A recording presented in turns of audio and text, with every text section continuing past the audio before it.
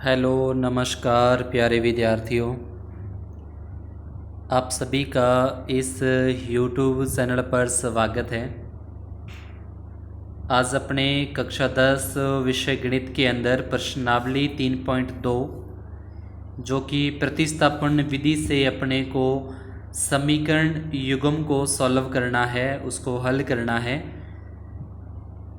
NCERT या Rajasthan board Ajmer के द्वारा 2023-24 के लिए जो पाठ्यक्रम निर्धारित किया गया है उसी के अकॉर्डिंग अपने ये सिलेबस कर रहे हैं। इससे पहले अपने प्रश्नावली 3.1 को आलेखीय विधि से, ग्राफीय विधि से अपने उसको सॉल्व किया।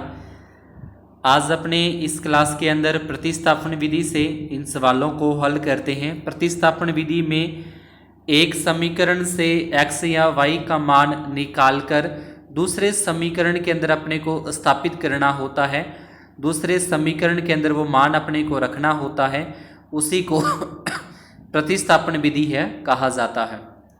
तो पहले सवाल का जो पहला प्रश्न है अपने का, उसमें दे रखा है x प्लस वाई बराबर 14, ये एक नंबर समीकरण हो जाएगी अपनी, और दूसरी में x माइनस वाई बराबर 4, ये 2 नंबर समीकरण हो जाएगी।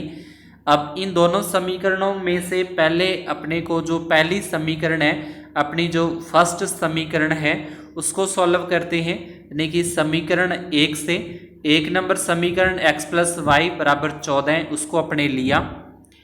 अब इसमें से क्या करना है, किसी एक का पक्षांतरण करना है। आप चाहो तो x का पक्षांतरण कर सकते हैं, आप चाहो तो y का पक्षांतरण कर सकते हैं, दोनों में से किसी एक का पक्षांतरण करना है। पक्षांतरण करने का मतलब ट्रांसफर करना है, यानी कि बराबर के एक तरफ से दूसरी तरफ उसको लेकर जाना है।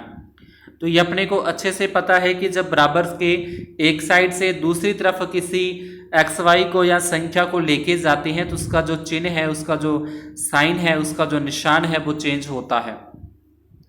तो यहाँ से प्लस का वाई अपने बराबर के दूसरी तरफ लेकर आ रहे हैं, इसलिए प्लस का था तो ये माइनस का यहाँ पे लिखा जाएगा। और ये एक पहली समीकरण से अपने किसी एक को ट्रांसफर कर दिया, किसी एक को पक्षांतरण कर दिया, और इसको अपने समीकरण नंबर 3 नाम दे देंगे। अब यहाँ से जो x का मान आया है, ये क्या है, जो समीकरण बनी है x बराबर 14 माइनस वाई, ये 14 माइनस वाई क्या है, x का मान है। 14 माइनस वाई x का मान है।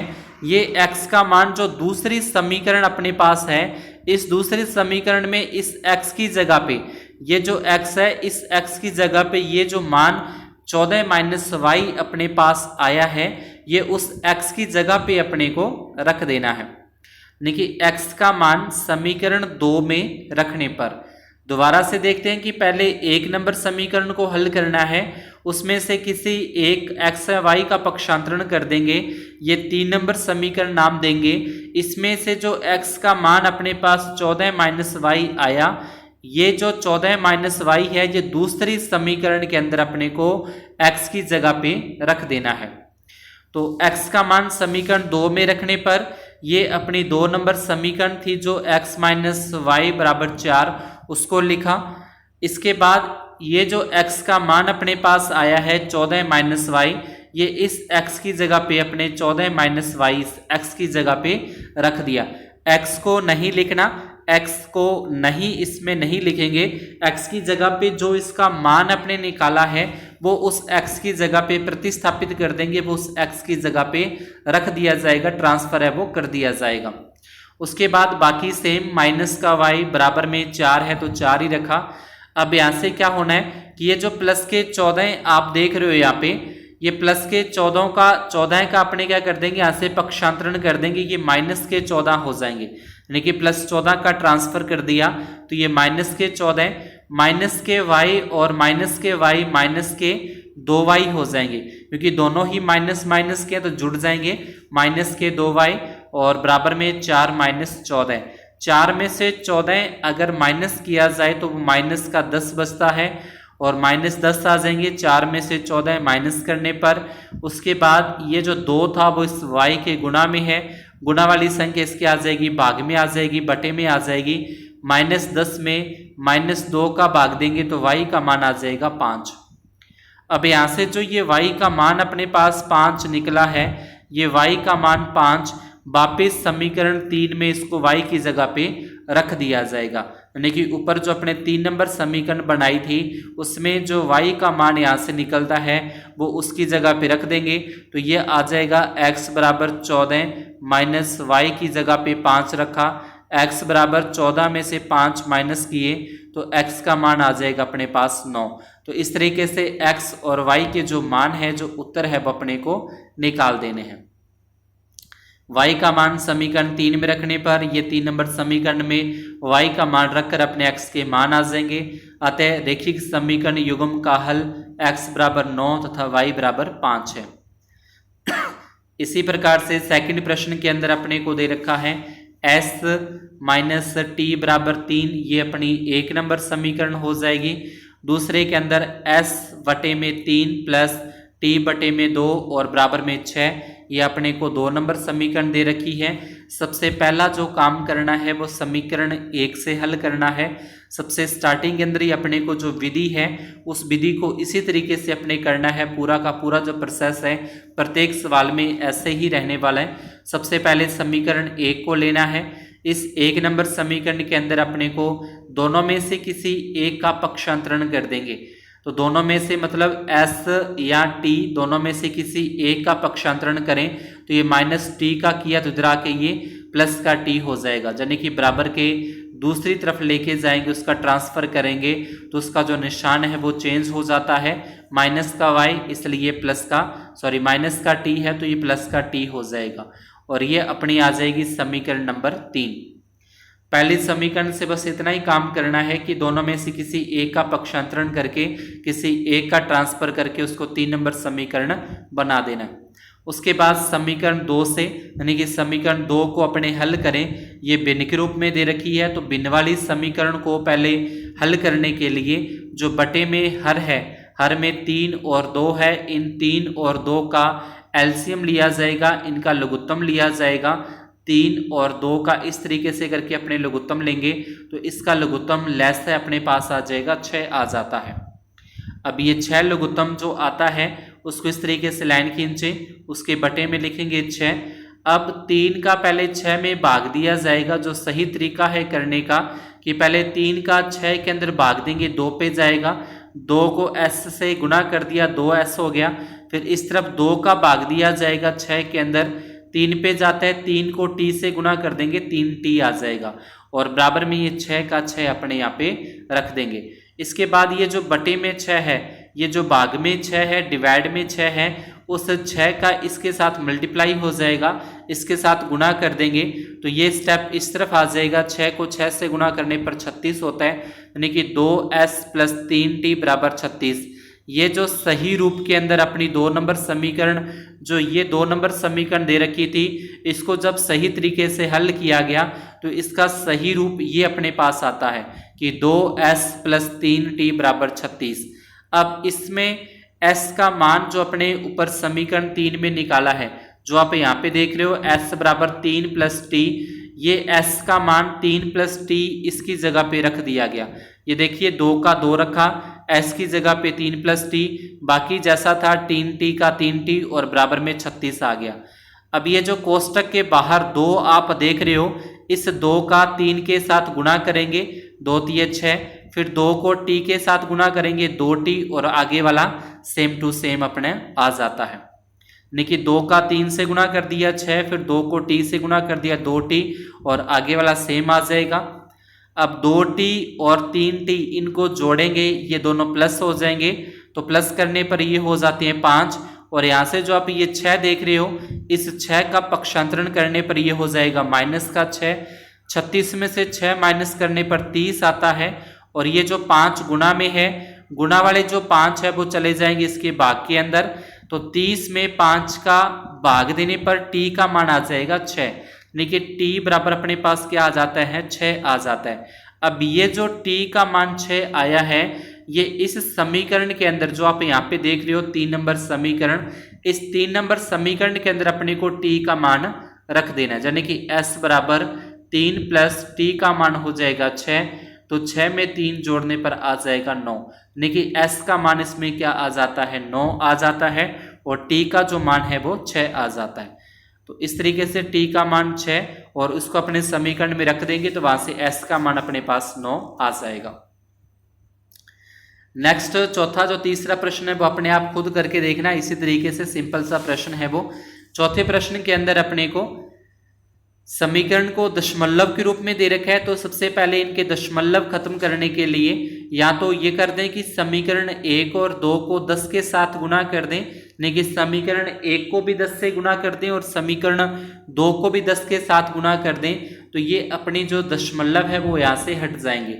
या फिर ये दशमलव अपने हटाते हैं तो एक संख्या छोड़ के ये पॉइंट है तो बटे में 10 आ जाएगा, एक संख्या छोड़ के पॉइंट है बटे में 10 आ जाएगा, एक संख्या छोड़ के पॉइंट है बटे में 10 आ जाएगा और बाद में 10 ये सारे कैंसिल हो जाते हैं। तो सही समीकरण आ जाएंगे 2x प्लस 3y बराबर में 13।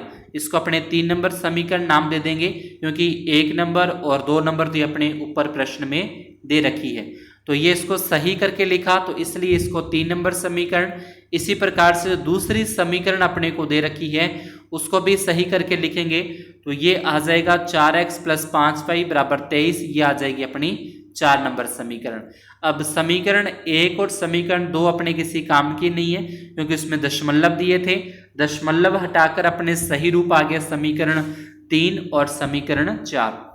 समीकरण 3 से अपने को हल करना है सबसे पहले, तो समीकरण 3 जो अपने यहाँ पे बनाई कि 2x प्लस 3y बराबर में 13। अब इन 2x और 3y दोनों में से किसी एक का पक्षांतरण करना है, किसी एक का ट्रांसफर करना है, तो प्लस 3y को इस तरफ लेके आए तो ये माइनस के 3y हो जाएंगे, यानी कि 2x बराबर 13 माइनस 3y और यहाँ से इस 2 को भी हटाएं तो ये हो जाएगा x बराबर 13 माइनस 3y और बटे में 2। ये अपनी क्या आ जाएगी 3 नंबर समीकरण आ जाएगी, यानी कि x का जो मान है वो x का मान आ जाएगा 13 माइनस 3y बटे 2। इसको अपने समीकरण 4 के अंदर x की जगह पे रख देते हैं। ये x का मान अपने पास जो भी निकाला, ये x का मान समीकरण 4 में रखने पर तो 4 नंबर समीकरण को अगर अपने देखें 4 नंबर समीकरण ये अपने दे रखिए 4x प्लस 5y बराबर में 23, तो 4 का तो 4 ही रखना है और ये जो x है इस x की जगह पे ये जो 13 माइनस 3y मान निकाला है तो वो रख देंगे 13 माइनस 3y और बटे में 2 और आगे वाला जैसा है 5y का 5y बराबर में 23 का 23 सेम आता जाएगा। ये यहाँ पे रखा गया। उसके बाद ये 2 के टेबल से कट जाएगा, 2 एकम 2, 2 दूनी 4, इस तरीके से कट कर देंगे तो ये आता है 2 13 माइनस 3y प्लस 5y बराबर 23। ये 2 का कोष्टक के अंदर गुणा करेंगे, 13 दूना 26, 3 दूनी 6y प्लस में 5y बराबर में 23। माइनस के 6y और प्लस के 5y है तो माइनस के 6 और प्लस के 5 तो माइनस का 1y बचेगा। यहाँ से ये 26 प्लस के हैं, इसका पक्षांतरण कर दिया तो ये माइनस के 26 हो गए। 23 में से 26 घटा देंगे, 23 में से 26 घटाने पर ये बचता है माइनस का 3, दोनों माइनस माइनस कैंसिल हो जाएंगे, y का मान आ जाएगा 3। y का मान समीकरण 5 में रखने पर जो ऊपर अपने 5 नंबर समीकरण बनाई उसमें y का मान अपने रख देते हैं। जो यहाँ पे अपने ये 5 नंबर समीकरण बनाई थी इसके अंदर y का मान यानी कि ये जो y है इस y का मान अपने यहाँ पे x बराबर 13 माइनस 3 और y का मान अपने पास निकला है 3 और बटे में 2। तो इस तरीके से ये जो y की जगह पे 3 अपने रखकर इसको आगे सॉल्व किया गया है। तो 3 को 3 से गुणा करेंगे 9, 13 में से 9 कट किया 4, 4 में 2 का भाग देंगे 2, यानी कि x का मान अपने पास 2 आ रहा है और जो y का मान है वो 3 आ रहा है। तो ये समीकरण के क्या हो जाते हैं, हल हो जाते हैं प्रतिस्थापन विधि से। इसी प्रकार से फिर इसका 5वां पॉइंट अपने को दे रखा है √2x प्लस √3y बराबर 0, √3x माइनस √8y बराबर 0। पहले समीकरण 1 से इसको सॉल्व करें तो ये प्लस का √3y बराबर के इस तरफ लेके आए तो माइनस का √3y हो गया। अपने को अकेले x का मान चाहिए इसलिए जो √2 गुणा में था वो इसके बटे में आ जाएगा, यानी कि रूट के अंदर 3/2 और y, ये अपनी 3 नंबर समीकरण बनती है। 3 नंबर समीकरण से जो x का मान अपने निकालते हैं वो समीकरण 2 के अंदर रखना होता है। समीकरण 2 में x का मान रखने पर ये अपने यहाँ पे 3 रूट में 3x माइनस रूट 8y बराबर 0 3 नंबर समीकरण आती है। इसमें x की जगह पे ये x का जो मान था वो अपने रख दिया, बाकी सेम टू सेम वैसा ही लिखा जाएगा। अब गुणा करेंगे इसको रूट 3 का, जब रूट 3 से गुणा करेंगे पूरा 3 बटे में रूट 2 y माइनस में रूट 8y बराबर में 0, और आगे इसको सॉल्व करेंगे बराबर में 0 है, यहाँ से y कॉमन निकालते हुए, और y कॉमन निकालने के बाद ये अपने पास बचेगा, ये y के गुणा में है, गुणा वाली संख्या 0 के बटे में चली जाएगी, तो 0 में किसी भी संख्या का भाग देंगे तो उसका मान 0 ही आता है, इसलिए y का मान क्या आ जाएगा 0। y का मान समीकरण 3 में रखेंगे तो 3 में भी y का मान 0 रखने पर तो इसको 0 से गुणा करेंगे तो x का मान भी 0 आ जाता है। इसके बाद छठे पॉइंट के अंदर अपने को भिन्न के रूप में ये दे रखे हैं दोनों के दोनों, तो पहले दोनों समीकरणों को हल करते हैं। भिन्न के रूप में दे रखा है, इसको सरल करते हैं। तो समीकरण 1 को सरल करने पर, तो सरल किस तरीके, जैसे पीछे अपने किया कि 3x बटे में 2 माइनस 5y बटे में 3 बराबर माइनस 2। सबसे पहले जो बटे में हर वाली संख्याएं हैं 3 और 2, इनका लघुत्तम लेंगे, इनका लघुत्तम लेने पे 6 आता है। इनको यहाँ से तिरछा गुणा करें, 3 को 3 से गुणा करने पर 9, 2 को 5 से गुणा करने पर 10 और बराबर में माइनस 2। ये बटे वाला 6 इसके गुणा में चला जाएगा, गुणा करने पर ये हो जाएगा 12, यानी कि 9x माइनस 10y बराबर 12। इसके बाद माइनस 10 का यहाँ से पक्षांतरण कर दिया, माइनस 10 का पक्षांतरण करने पर ये हो जाएगा प्लस का 10। जैसे अपने समीकरण 1 से करते थे कि समीकरण 1 को लेने के बाद उसमें से किसी एक का पक्षांतरण करना है, तो इसी तरीके से यहाँ पे ये जो समीकरण अपने पास बनी है ये 3 नंबर समीकरण आ जाएगी, और इसमें से अपने 10y का पक्षांतरण कर दिया तो ये प्लस के 10y हो जाएंगे, और 9 जो ये गुणा में थे, गुणा वाले 9 चले जाएंगे इसके बटे में, और ये अपनी आ जाएगी 3 नंबर समीकरण यहाँ से प्राप्त हो जाती है। अब समीकरण 2 जो दे रखी है, समीकरण 2 को अपने थोड़ा पहले सरल करेंगे, इसको हल करेंगे।